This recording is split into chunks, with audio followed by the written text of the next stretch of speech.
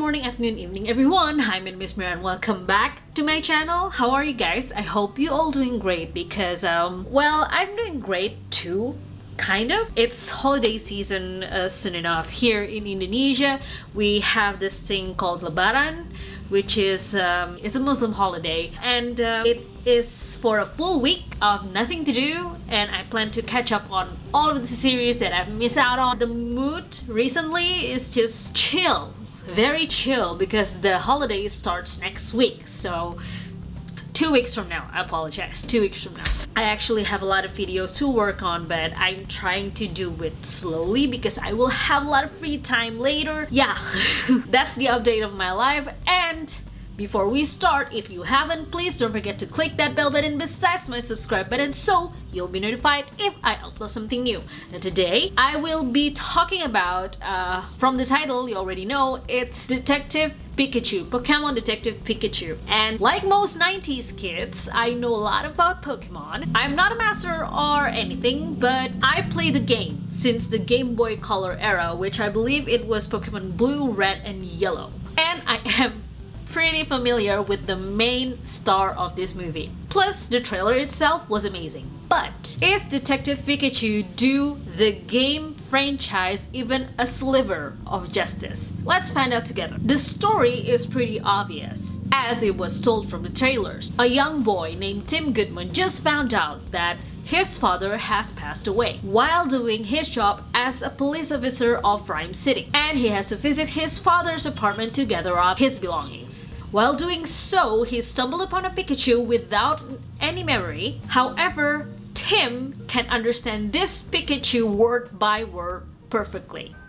Ah, jeez. Here we go. I know, you can't understand me, but put down the stapler or I will electrocute you. Since the Pikachu has no memory and he only has his hat with Tim's father's name written at the bottom of that said hat, Pikachu tries to figure out who he is and try to solve the mystery surrounding Tim's father's death. So both of them embarks on a journey where they will find an ally named Lucy, which is a reporter, I think, who will help them in this investigation. They will face some surprising twists and even more surprising villain. Now, if you haven't watched the movie, please stop here.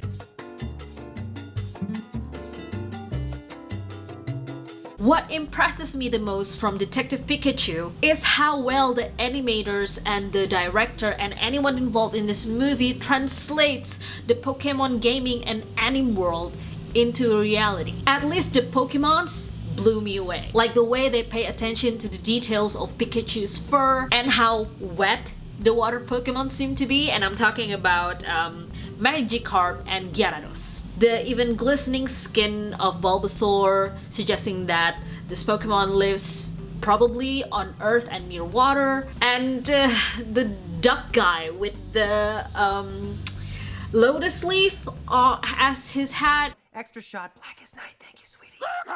What's his name? Please comment down below if you know his name. Each and every Pokemon involved here is portrayed beautifully, and it does the game a lot of justice. Although if you remember, both the game and the anime adopt a different kind of human Pokemon interaction with this real-life action movie. In the game and the anime, the humans can collect as many of Pokemons as their heart desires, therefore allowing the humans to have more than one Pokemons on hand. You can even have hundreds if you want to. But in here, in this movie, Detective Pikachu, it is clearly stated that one human can only have one Pokemon partner, so somehow this movie has adopted a Digimon situation. But that's okay.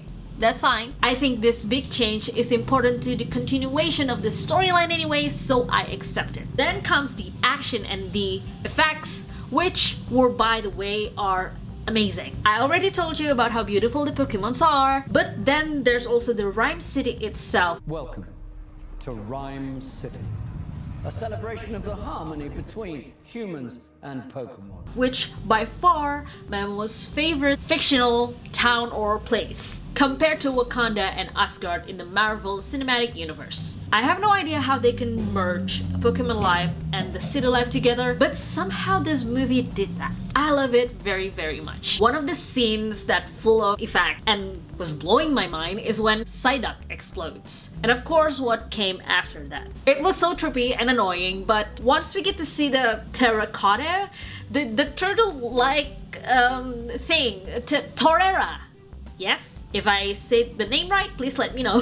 When that thing's, you know, moves and kind of creates like a very, very horrible earthquake, I became in awe. The only mediocre thing for me from Detective Pikachu is how the storyline turns out. Of course, there are surprises, as I mentioned before, like how Mewtwo isn't who we think he or she was, and the real culprit was actually the man that we thought first was the good guy. And then there's the creepy Ditto thing that can change into humans and Pokemons alike. That creeps me out so much. But the ups and downs of this story are just kinda there, instead of bringing us to even a small amount of emotional roller coaster. Even when the big last mystery was revealed, I didn't feel like it was as important as it should be. It was surprising. I was like, oh, okay, so apparently Pikachu is Tim's dad. But when it happened, I was like, okay, that's the only reaction that I got. So there's something missing for me, story-wise. However, I have to give 10 thumbs up if I have 10 thumbs to the one and only Ryan Reynolds.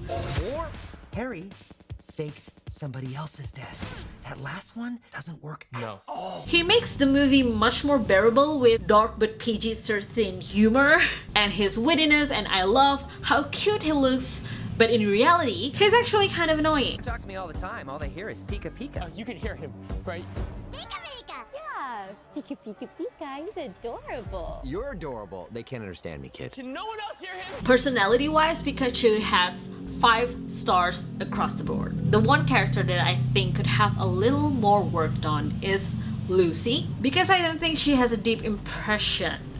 Well, but then again, I think the same about the main character, which is Tim Goodman. Bottom line, all characters are mediocre except Pikachu. As for the future, since we can already safely assume that there will be a sequel, it has been announced apparently. I would love to see more than one legendary Pokemon as the star of the show.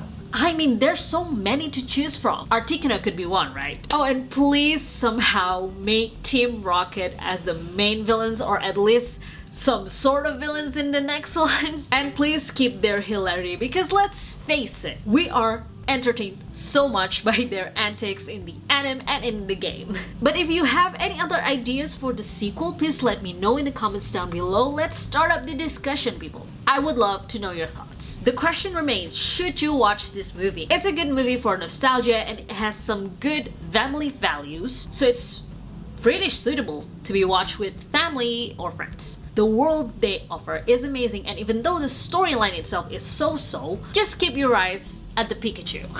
Then I promise you, you will be entertained. And that is it. That is all I have for you guys today. Thank you so much for watching. I hope you like this movie review. And if you do, don't forget to comment, like, subscribe, follow me on Facebook, Instagram, and Twitter. They are in my description below. Thank you again so much for watching. I'm a little bit hyper today. I still have one more movie review to work on. And it's nighttime, so I kind of sleepy and hungry at the same time. I don't know. But I hope you like this movie review. And I will see you next time. Bye!